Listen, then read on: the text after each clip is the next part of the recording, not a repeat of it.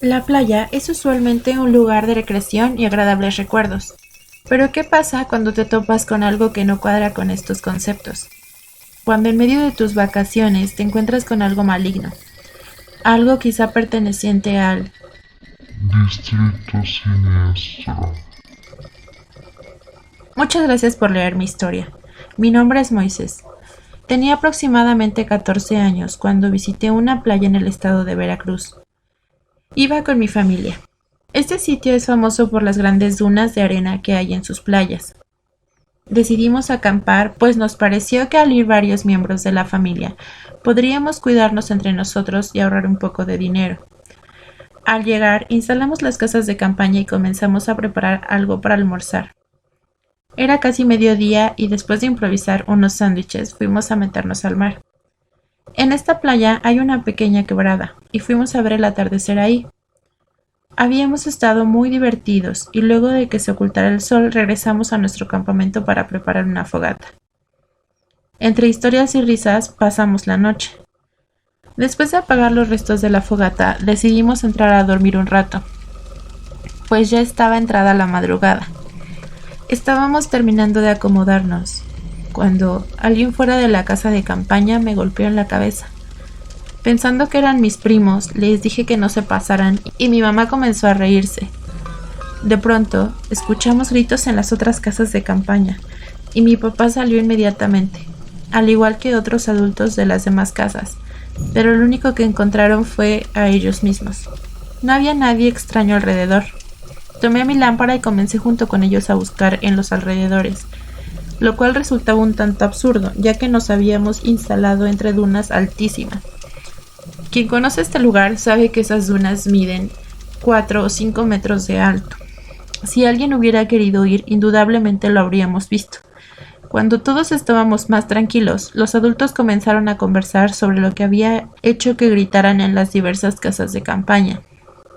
En todas los habían golpeado desde fuera, pero en la de mi prima Sonia los habían agarrado a patadas. Parecían muchas personas a la vez pateando desde diferentes lugares.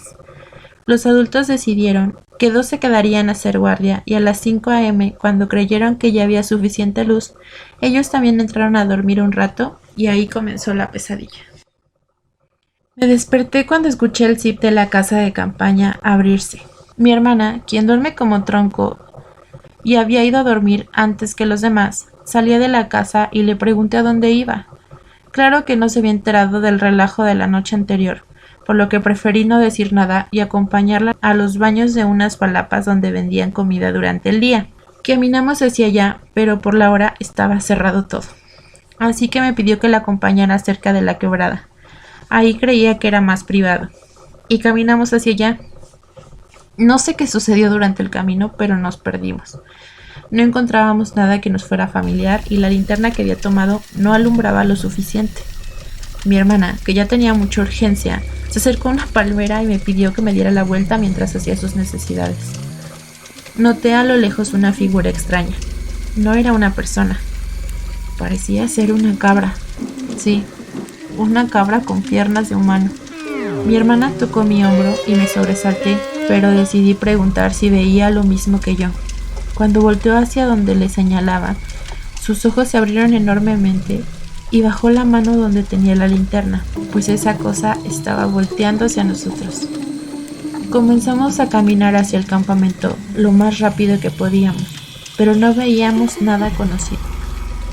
De repente escuchamos una voz grave, horrible, que jamás olvidaré.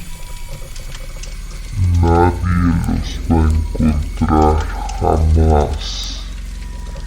Ja, ja, ja, ja, ja, ja.